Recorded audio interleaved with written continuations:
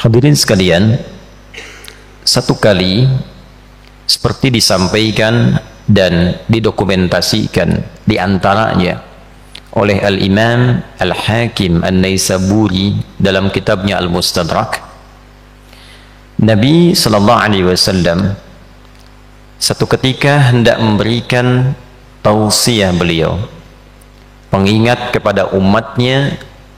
Lalu kemudian beliau naik ke atas mimbar. Mimbarnya dirancang dengan 3 undakan, seperti 3 tangga naik ke atas.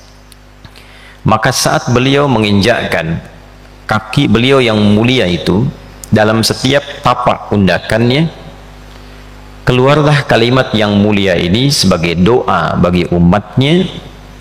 Dan yang sangat mengejutkan, lantas diaminkan oleh malaikat.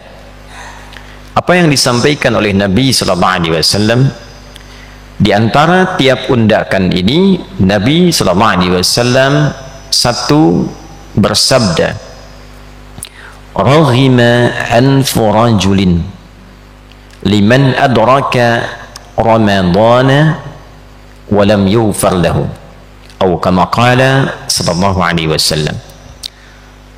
Raghima anfu rajulin, tercorenglah, ternodaklah seorang muslim itu, ternodaklah, tercorenglah, kotor, terhina. Ada tafsir mengatakan bu'dan, jauh, dipandang jauh dari rahmat Allah subhanahu wa ta'ala. Liman adraka ramadana, bagi seorang yang telah mampu mendapati bulan Ramadan, hadir di bulan Ramadan, walam yughfar lahu, namun ia tak mampu memanfaatkan keistimewaan Ramadan itu, dia tidak mampu menggunakan keagungan Ramadan itu untuk dapat meraih ampunan Allah subhanahu wa ta'ala, sehingga dia tidak diampuni selama Ramadan itu. Lalu malaikat mengatakan amin. Ini jarang-jarang Nabi berdoa, malaikat seketika mengaminkan. Hadirin sekalian, hadis ini ditempatkan oleh para ulama, baik ulama hadis ataupun ulama fiqih, sebagai satu di antara hadis-hadis pengingat yang bukan hanya sekedar mengingatkan, tapi juga ditempatkan dalam posisi pengingat yang sangat keras, yang memberikan isyarat satu, penyesalan yang berdana kecaman dari Nabi sallallahu alaihi wasallam, yang menyesalkan sikap seseorang, khususnya seorang muslim yang mengaku beriman, yang Allah berikan anugerah kepadanya sampai di bulan Ramadan yang tidak semua hamba bisa mendapatinya. Apa saja di antara keistimewaan Ramadan itu, sehingga setiap kita bahkan diminta untuk menampilkan keimanan dan mempertaruhkan iman kita untuk menghidupkan dan mengisi bulan Ramadan ini. Itulah sebabnya ayat puasa dibuka dengan kalimat iman, ya ayyuhalladzina amanu, yang diantara makna terdalamnya adalah setiap perintah dalam Al-Quran atau bahkan larangan atau sekedar informasi yang dibuka dengan kalimat iman, maka ibadah itu sekaligus menentukan tingkat keimanan pemiliknya dan mempertaruhkan keimanan pemiliknya. Contoh, salat dibuka dengan kalimat iman, alladzina yu'minuna bil ghaib wa yuqimuna as-salah, inna as-salata kanat 'alal mu'minina kitaban mawquta. Bahkan waktu sholat dilekatkan dengan kalimat iman.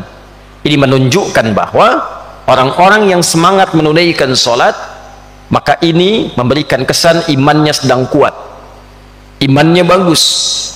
Tapi saat yang bersamaan ketika seseorang malas menunaikan sholat, ini menunjukkan imannya tipis, lemah dan bermasalah. Jika seseorang mengabaikan sholat, ini menunjukkan ada persoalan serius dalam imannya. Jadi menunaikan sholat sekaligus mempertaruhkan keimanan kita di hadapan Allah. Semakin semangat, semakin menunjukkan keimanan kita kuat. Itulah sebabnya salat di antara ibadah yang disebut oleh Al-Quran dengan kata iman. Wa ma kana Allahu liyudhi'a imanakum. Puasa Ramadan juga mendapati hukum serupa. Ya ayyuhalladzina amanu, dibuka dengan kalimat iman, baru dijelaskan ketentuannya. Kutiba alaikumusiyam. Dalam pengertian yang sama, Allah subhanahu wa ta'ala memerintahkan kepada kita membuktikan keimanan kita melalui penunaian puasa Ramadan ini. Orang yang malas-malas menunaikan puasa Ramadan, malas-malas mengisi ibadah di dalamnya, ini menunjukkan imannya lemah dan bermasalah. Orang yang semangat mengisi Ramadan, semangat menunaikan salat, semangat tilawah Al-Quran, semangat menjalani siam dari fajar sampai dengan maghrib, ini menunjukkan imannya kuat. Jadi puasa Ramadan sekaligus mempertaruhkan keadaan dan kekuatan iman kita di hadapan Allah subhanahu wa ta'ala. Pertanyaannya, untuk apa semua pertaruhan iman itu dihadirkan? Hadirin sekalian, bila kita melakukan pendalaman, riset terhadap ayat-ayat Al-Quran yang dibuka dengan kata iman, biasanya informasi yang disampaikan mengandung keistimewaan yang tidak biasa, mengandung sesuatu yang luar biasa, yang memberikan perubahan pada kehidupan kita atau pahala yang melimpah. Dengan itulah Allah mewajibkan dengan sifat memaksa. Kenapa? Karena Allah memiliki sifat Rahman dan Rahim, penuh kasih, penuh sayang, yang dengan sifat sayangnya menginginkan semua hambanya mendapatkan anugerah terbaik di sisinya. Semua hambanya mendapatkan kemuliaan di sisi Allah subhanahu wa ta'ala. Bila kita amati, hampir seluruh kemuliaan yang kita dapatkan setiap hari itu dikumpulkanlah saat datangnya bulan Ramadan. Tiap hari kita berdoa, maka dalam Ramadan 24 jam muncul keutamaan doa. Bahkan satu di antara ayat rangkaian puasa itu ayat tentang doa. Wa idza sa'alaka 'ibadi 'anni fa inni qarib ujibu da'watad da'i idza da'an. Itu adalah satu di antara rangkaian ayat puasa, tepatnya di ayat 186 surah Al-Baqarah, yang mengapit ayat 183, 184, 185 dan 187-nya masih tentang hukum puasa. Pun demikian, saat di hari-hari biasa kita bertobat meminta ampunan kepada Allah, maka di bulan Ramadan siang malamnya semua ampunan. Siang malamnya, setiap detiknya, setiap menitnya. Maka kalau pagi kemudian kita memohon ampun, Nabi mengatakan, man shoma ramadhana imanan wa ihtisaba ghufira lahu ma taqaddama min dhanbi. Siapa yang saat puasa dari mulai terbit fajar sampai dengan maghrib, dia tunaikan puasanya karena iman kepada Allah, dia tinggalkan makan karena Allah, dia tinggalkan minum karena Allah, dia tinggalkan syahwat karena Allah, dia taati Allah, dia berharap pahala dan mengevaluasi dirinya, memohonkan ampunan kepada Allah, ghufira lahu ma taqaddama min dhanbi, digugurkan semua dosa yang pernah dikerjakan selama hidupnya. Pagi hilang dosa, malam berdosa, maka keluar sabda Nabi yang baru, man qama ramadhana imanan wa ihtisaba ghufira lahu ma taqaddama min dhanbi. Siapapun yang malamnya menunaikan qiyam Ramadan, diisi dengan menunaikan ibadah itu ikhlas karena Allah, meminta pahala, ditunaikan lillahi ta'ala, ditunaikan karena imannya dan mengevaluasi dirinya, meminta ampunan kepada Allah, ghufira lahu ma taqaddama min dhanbi, diampuni semua dosa yang pernah dikerjakan selama hidupnya. Siangnya bersih, malamnya bersih. Yang minta pahala digandakan berkali-kali lipat. Salat di hari biasa diberikan pahala, Ramadan salat digandakan berkali lipat. Infak diberikan pahala, Ramadan ditunaikan digandakan berkali lipat. Bahkan malam biasa kita menunaikan ibadah, satu malam saja di malam Ramadan ada yang nilainya lebih daripada 1000 bulan. Baca Quran hari biasa satu hurufnya 10, baca Quran di malam itu nilainya lebih dari 1000 bulan. Bila dikonversi, dihitung kehitungan kita, kurang lebih bahkan mencapai 82 tahun. Membaca satu ayat sama dengan baca ayat 82 tahun tanpa henti. Ramadan. Ada orang disampaikan oleh Allah ke bulan Ramadan, dosanya banyak. Dosa lisan sering mencela, bergibah, berbohong, mata menatap yang salah, telinga mendengar yang keliru, kaki melangkah ke tempat yang tidak benar. Allah berkeinginan mengumpulkan ia di bulan Ramadan untuk menggugurkan semua dosanya dari ujung kepala sampai ujung kaki. Setelah digugurkan, kosong dia, diisi dengan amal. Sekali sholat banyak pahalanya, sekali baca Quran banyak pahalanya.